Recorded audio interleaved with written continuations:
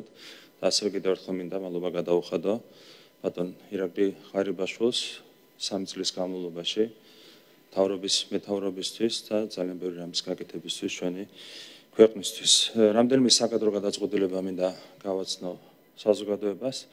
უკვე ცნობილია პრინციპში, რომ პირველი ვიცე-პრემიერის უფლებამოსილება დაეკისრება ეკონომიკისა და მდგრადი განვითარების მინისტრს ბატონ ლევან დავითაშვილს, მას წარმატებები მინდა უსურვო. ქალბატონ თია წულუკიანს კულტურისა და სპორტის მინისტრს დაეკისრება საქართველოს ვიცე-პრემიერის მოვალეობა, აგრეთვე ბატონ ირაკლი ჩიქოვას თავდაცვის მინისტრს დაეკისრება საქართველოს ვიცე-პრემიერის უფლებამოსილება. გვაქვს ცვლილება ასევე მთავრობის ადმინისტრაციაში, მთავრობის სტრატეგიული კომუნიკაციების დეპარტამენტის უფროსი გახდება ბატონი მიხეილ ფეიქრიშვილი. თითოეულ თქვენგანს მინდა წარმატებები უსურვო. გასული კვირა იყო ძალიან მდგენეული ჩვენთვის. სტიქია მასე უბედურმა შემთხვევა იმსხვრებლა 14 ადამიანის სიცოცხლე კიდევ ერთხელ გამოთქვა სამძიმარს დაღუპულთა ოჯახის წევრების მიმართ, ახლობლების მიმართ. ადგილზე გავეცანი სტიქიის სალიკვიდაციო სამუშაოებს და მინდა აღვნიშნო, რომ როგორც სახელმწიფო უწყებებმა, ასევე ადგილობრივი ხელისუფლების წარმომადგენლებმა გააკეთეს ძალიან ბევრი რამე, მოქმედეს ძალიან სწრაფად. ძალიან მალე აღდგა ელექტროენერგიის მიწოდება, ასევე ბუნებრივი აირის მიწოდება ასეულობით სოფლისთვის, სადაც იყო პრობლემა სტიქიის გამო, ასევე ძალიან სწრაფად გაიწმინდა საავტომობილო გზები, აღდგა საავტომობილო მოძრაობა შესაბამის მონაკვეთებზე.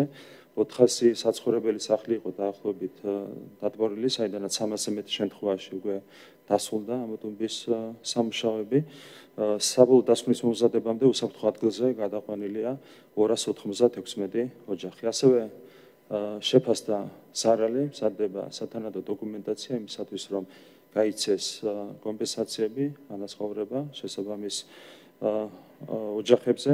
საჭიროების შემთხვევაში ამისათვის ცენტრალური ბიუჯეტიდანაც იქნება გამოყოფილი თანხები, რესურსები.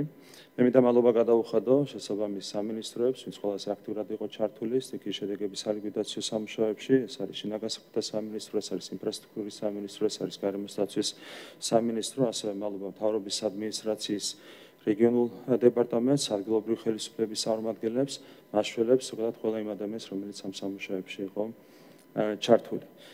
ზოგადად ჩვენი ქვეყანა დგას სერიოზული გამოწვევების წინაშე, გვჭირდება ჩვენი ეკონომიკის სწრაფი განვითარება, გვჭირდება დაწყებული მასშტაბური ინფრასტრუქტურული პროექტების ბოლომდე მიყვანა, გვჭირდება ქვეყნის თავდაცვის უნარიანობის, უსაფრთხოების კიდევ უფრო მეტად გაძლიერება, გვჭირდება განათლების, ჟანდაცვის, სოციალური დაცვის სისტემების კიდევ უფრო მეტად გაძლიერება, ასევე სრულმა კულტურაზე, სპორტზე, ახალგაზრდობის მიმართულებით, ასევე ჩვენი ქვეყნის საგარეო პოლიტიკური პოზიციების კიდევ უფრო მეტად გაძლიერება არის ბუნებრივია საჭირო. იმისათვის, რომ მაქსიმალურ შედეგებს მივახციოთ, უნდა იფუძნებოდეს ჩვენი საქმიანობა, მთავრობის საქმიანობა ძალიან მყარ პრინციპებს.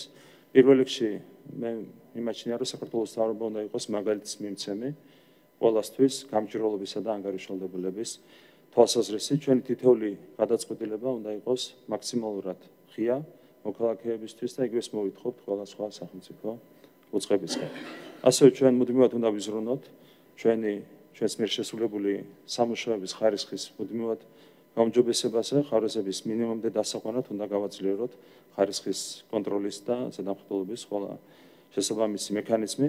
იგივე ეხება საზოგადოებრივი მომსახურების ხარისხს, სადაც მინიმუმამდე უნდა დავიყვანოთ ჩვენი მოქალაქეების პრეტენზიები სერვისების ხარისხთან დაკავშირებით და ზოგადად გადაწყვეტილებები ყველა თემასთან დაკავშირებით უნდა იყოს მიღებული საზოგადოებასთან, სპეციალისტებთან, დარგის წარმომადგენლებთან ძალიან ფართო კონსულტაციების საფუძველზე. ყოველთვის როცა ვიღებთ გარკვეულ გადაწყვეტილებას, საზოგადოებას მაქსიმალურად ფართოდ უნდა განუმარტოთ ამ გადაწყვეტილების შინაარსი, გადაწყვეტილების მიზეზები, ეს უნდა იყოს ჩვენი საქმიანობის ერთ-ერთი სახელმძღვანელო პრინციპი. ერთ-ერთი აქტუალური საკითხია რესპუბლიკური საავადმყოფოს საკითხი და ამ შემთხვევაშიც გვჭირდება შესაბამის დარგის სპეციალისტებთან, ექიმებთან, საავადმყოფოს კოლექტივთან აქტიური კონსულტაციები იმისათვის, რომ საბოლოო ჯამში სათანადო გადაწყვეტილებები მივიღოთ. ჩვენ გვაქვს ძალიან კარგი შედეგები კორუფციასთან ბრძოლის თვალსაზრისით, კორუფციის სიმცირის თვალსაზრისით, რასაც ძალიან ბევრი საერთაშორისო კვლევაც ადასტურებს, თუმცა აქაც ვფიქრობ, რომ კიდევ უფრო მაღალი ამბიციები უნდა გქონდეს და ჩვენ უნდა გქონდეს იმის ამბიცია, რომ ამ თვალსაზრისით ვიყოთ მსოფლიოს მოწინავე ქვეყნებს შორის, რაც არის აბსოლუტურად რეალისტური ამოცანა, მთავარია რომ აქტიურად ვიმუშაოთ ამ ყველაფერზე. ზოგადად ჩვენ გვყავს ძალიან ძლიერი სამთავრობო გუნდი და დარწმუნებული ვარ, რომ ერთად ძალიან მნიშვნელოვან შედეგებს მივახცევთ. ყველაფერი არის ჩვენი მიზანდასახულობის, პრინციპულობის, თანმიმდევრული საქმიანობის, შრომის მოყვარეობის საქმე, რაც არც ერთგვარს არაკლია. კიდევ ერთხელ მინდა გისურვოთ წარმატებები. დიდი მადლობა, შეგვიძლია გადავიდეთ სამუშაო რეჟიმზე.